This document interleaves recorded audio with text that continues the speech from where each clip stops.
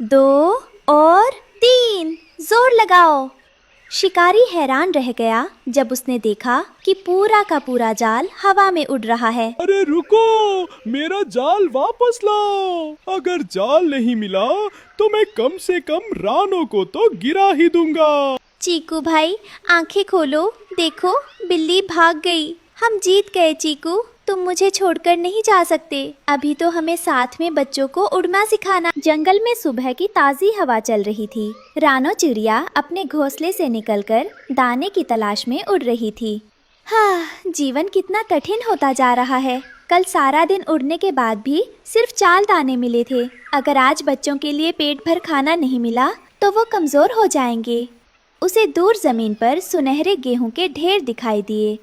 इतने सारे दाने, और वो भी एक साथ। जंगल के इस सुनसान हिस्से में गेहूं कहाँ से आए?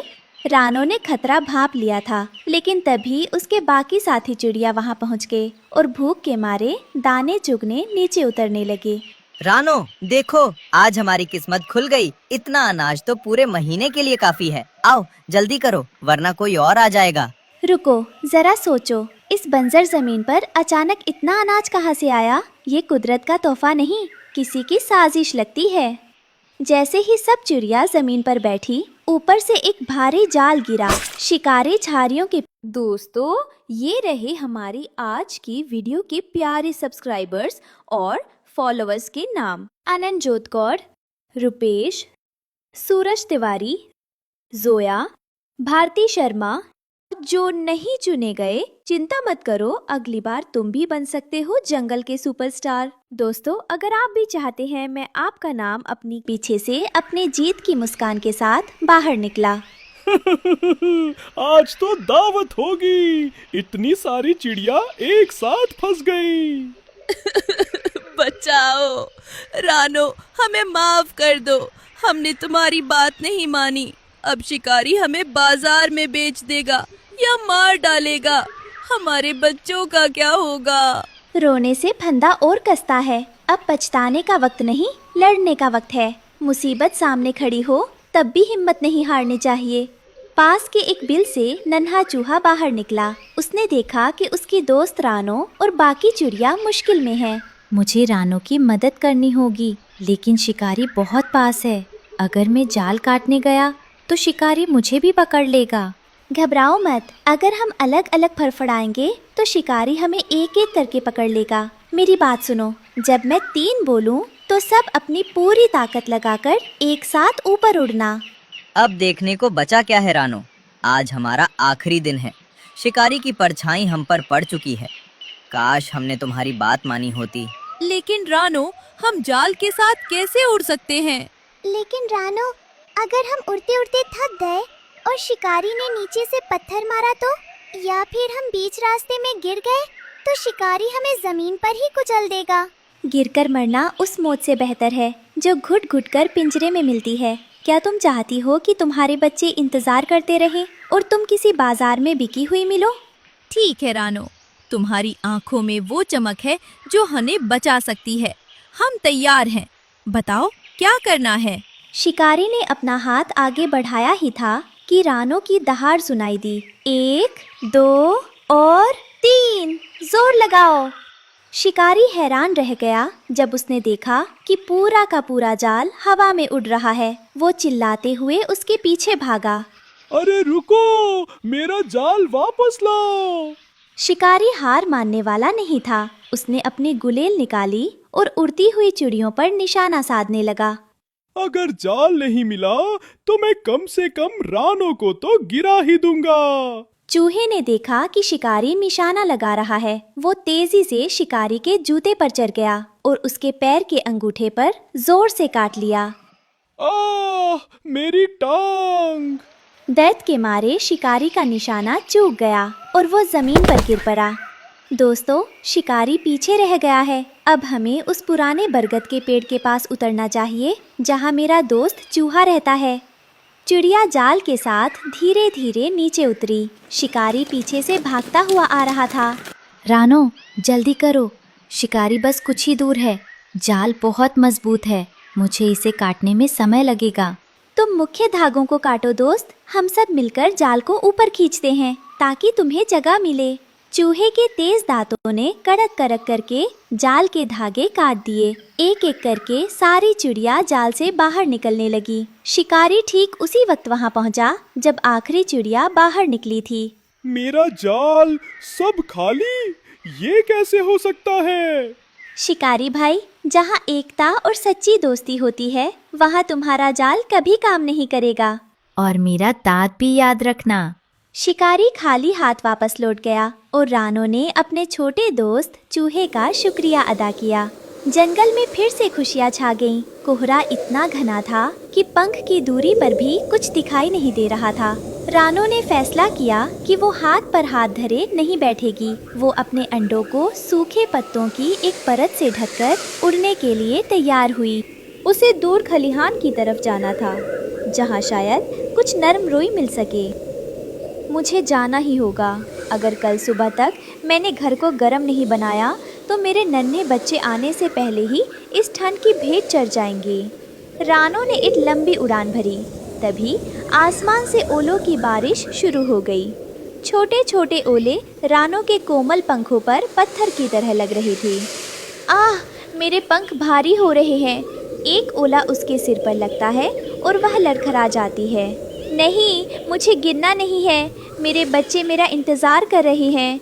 तभी अंधेरे में दो चमकती आंखें रानो का पीछा करने लगी। वह शिकारी गिद्ध था जो ऐसी तूफानी रातों में ही शिकार की तलाश में निकलता है। रानो एक तरफ ठंड से लड़ रही थी और दूसरी तरफ मौत पीछे पड़ी थी। ये क्या, एक तरफ कुदरत दुश्मन बनी है और दूसरी तरफ ये शिकारी। क्या मैं आज अपने घोंसले तक वापस पहुंच भी पाऊंगी? रानो चिड़िया ओलों की मार खाकर और कांटों से जख्मी होकर अपने पेड़ की जड़ के पास गिर पड़ी थी। उसके पंख काम नहीं कर रहे थे और आंखों के आगे अंधेरा छा रहा था। तभी पास ही एक सूखे पत्तों के ढेर में हलचल हुई और एक छोटा सा चूहा चीकू बाहर निकला। अरे ये क्या, एक नन्ही चिड़िया इस बर्फीली रात में यहाँ नीचे क्या कर रही है? और तुम तो बहुत बुरी तरह जख्मी हो। मुझे छोड़ दो चूहे भाई, मेरे पास लड़ने की हिम्मत नहीं बची। मेरे अंडे ऊपर घोंसले में जम रहे होंगे और मैं उनके लिए एक तिनका तक नहीं ला सकी। ठहरिए, घबराइए मत। मैं चीकू हूँ, चीकू चूहा। मैं इसी पेड़ के नीचे रहता हूँ। मैंने आज तक इंसानों को लड़ते देखा है, पर एक माँ को इस तरह हारते नहीं देख सकता। तुम छोटे से जीव मेरी क्या मदद करोगे? बाहर मौत नाच रही है। कुदरत ने मेरे पंख छीन लिए हैं। आपके पास पंख हैं जो उड़ सकते हैं, पर मेरे पास ये दांत और पंजे हैं जो मिट्टी खोद सकते हैं और मीलों तक सामान ढो सकते हैं। आप बस वापस जाइए और अपने अंडों को अपने जिस्म की गर्मी दीजिए। पर तुम करोगे क्या? मैं पास के कबार खाने जाऊंगा। वहाँ एक पुरानी ऊनी रजाई फटी पड़ी है। मैं उसके रेशे और रुई कुतर कुतर कर लाऊंगा।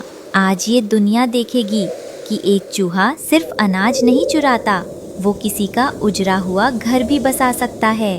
ठंडी हवाएं साय साय कर रही थी। चीकू कबार खाने के उस कोने में पहुंचा जहां पुरानी यादों का ढेर लगा था।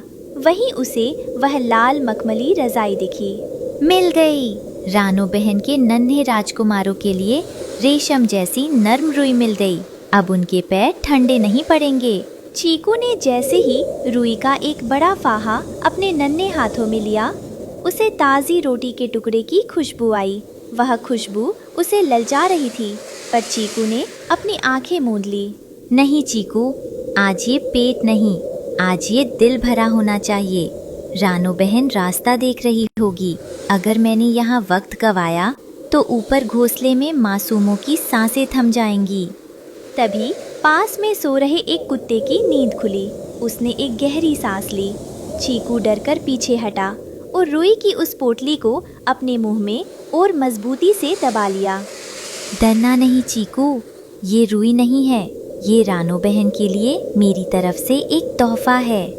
कुत्ता अपनी नींद में कुलबुलाकर फिर सो गया, जैसे कुदरत खुद चीकू का साथ दे रही हो। चीकू पाइप के अंदर से होता हुआ बाहर निकला। बाहर बर्फ के छोटे छोटे फाहे गिर रहे थे, जैसे आसमान से रुई बरस रही हो।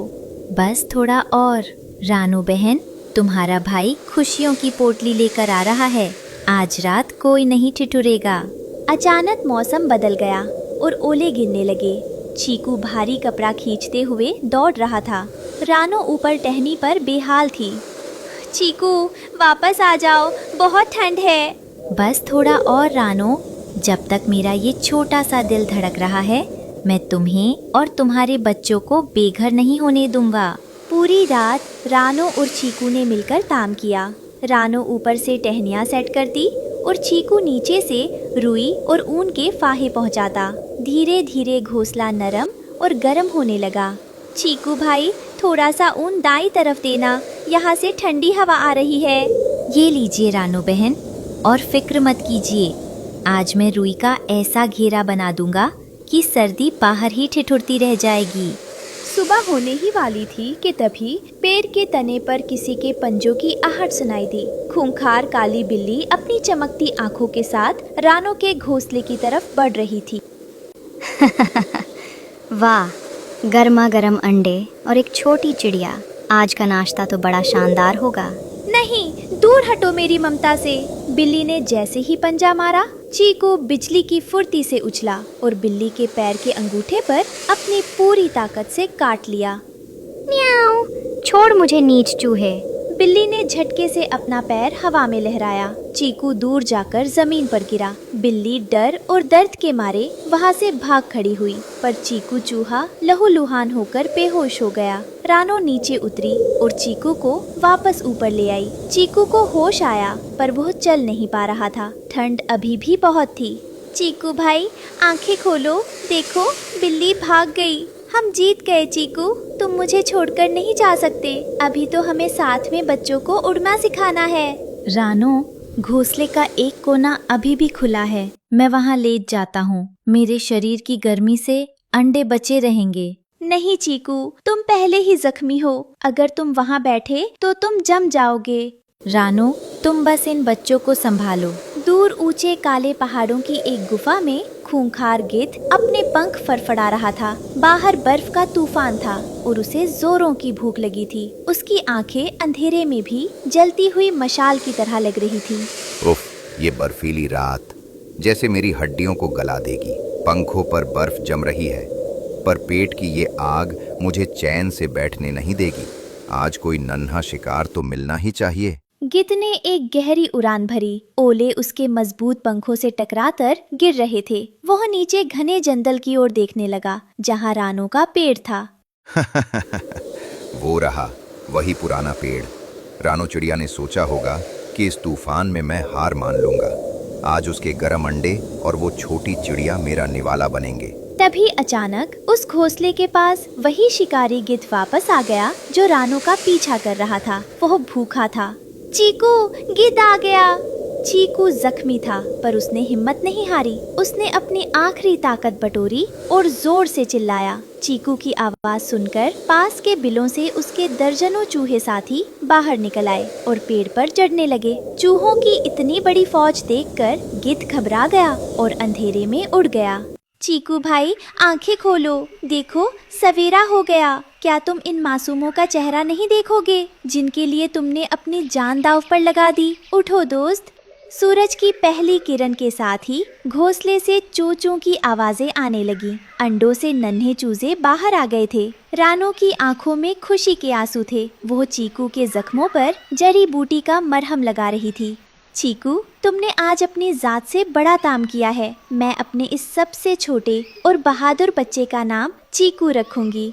लोग कहते हैं चूहे सिर्फ चीजें कुतरना और बर्बाद करना जानते हैं, पर आज मुझे अपनी जात पर गर्व है कि मैंने किसी का घर बनाया है। और इस तरह एक परिंदे और एक चूहे की यह अनोखी दोस्ती पूरे जंगल के लिए एक मिसाल बन गई। तो बच्चों, याद रखना, ताकत शरीर में नहीं बल्कि इरादों और वफादारी में होती है। एक छोटा सा दोस्त भी आपकी जिंदगी का सबसे बड़ा सहारा बन सकता है।